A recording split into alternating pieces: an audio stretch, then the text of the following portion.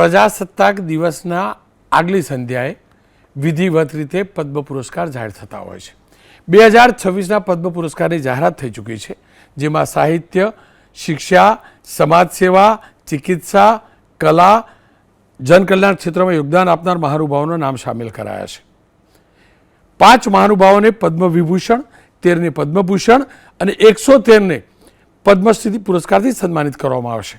જે 113ને પદ્મ પુરસ્કારથી સન્માનિત કરવામાં આવવાના છે તે પદ્મશ્રીથી, તે પૈકીના આપ 5 જોવો છો ને, એ આપણા ગુજરાતી છે, આપણું ગૌરવ છે. આ 5 લોકોનું નામ જાહેર થયું છે, જે પૈકી કલા ક્ષેત્રે ગુજરાતના અરવિંદભાઈ વૈદ્ય, મીર આજીભાઈ કાસમ, ધાર્મિકલાલ ચુનીલાલ પંડ્યા, એમને પદ્મ પુરસ્કારથી સન્માનિત કરવામાં આવશે. સાથે જ સામાજિક કાર્ય માટે નિલેશ વિનોદચંદ્ર માંડલેવાલા, એમને પદ્મશ્રીથી પુરસ્કાર કરવામાં આવશે. લિટરેચર અને શિક્ષણ ક્ષેત્રે રતિલાલ બોરીસાગરને પદ્મશ્રીથી પુરસ્કાર સન્માનિત કરવામાં આવશે.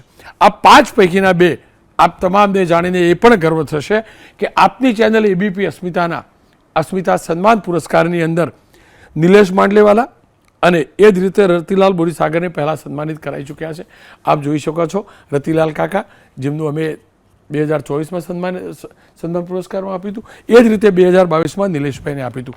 નિલેશભાઈ એ કાર્ય કરે છે જે ગુજરાતની અંદર ઓર્ગન ડોનેશન શું હોય એનો સૌથી પહેલું કાર્ય શરૂ કરવાવાળા હતા.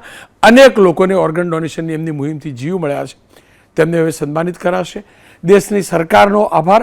અને આ 5 લોકોએ જે આપણા માટે કર્યું છે, આપણને ગૌરવ અપાયું છે, એમાંથી આપણે પણ બહુ પાઠ મેળવીએ અને જે પણ ક્ષેત્રમાં હોઈએ એવું કાર્ય કરીએ જેથી આપણા ગુજરાતને આપણા પણ ગર્વ થાય.